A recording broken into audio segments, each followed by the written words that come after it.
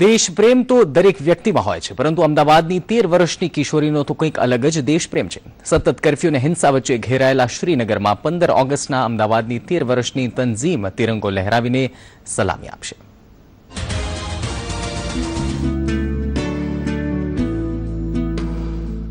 આ છે અમદાવાદની 13 વર્ષની તંઝીમ મેરાણી, જેની રગે રગમાં છે દેશપ્રેમ।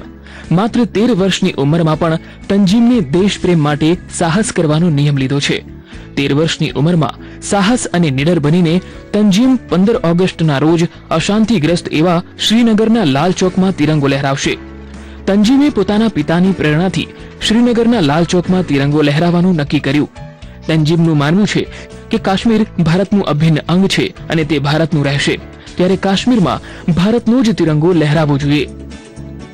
કે એ લોકો એમ કહે છે કે એમનું કાશ્મીર છે, પણ જ્યારે એ લોકો તિરંગો ફેલાવે છે ત્યારે આપણને એવું થાય છે કે એમનું કાશ્મીર છે, પણ અગર આપણું કાશ્મીર આપણે માનીએ છીએ તો આપણે અહીંયા તિરંગો ફેલાવવો જોઈએ। બધાને જ મેસેજ આપવો છું કે અગર એક દીકરી જઈ શકે છે તો દુનિયાની કોઈ પણ છોકરી જઈ શકે છે અહીંયા તિરંગો ફેલાવવા, કેમ કે આપણું કાશ્મીર છે અને આપણે અહીંયા તિરંગો ફેલાવવો જોઈએ।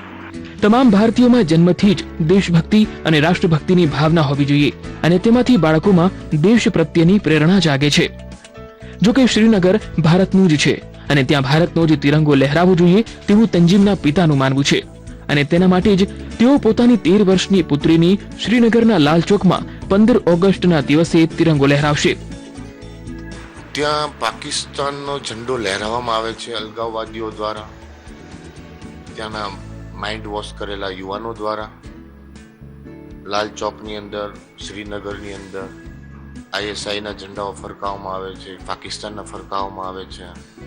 કાશ્મીર આપણું છે ફરકાવે છે એ લોકો, ઇન્ડિયન છે છતાં બી કાશ્મીરની અંદર પાકિસ્તાનનો ઝંડો ફરકાવો એક રાષ્ટ્રદ્રોહ ગુનો છે। પાકિસ્તાનના ઝંડા ફરકાવે ને આપણે ના જઈએ એવું નહીં બને।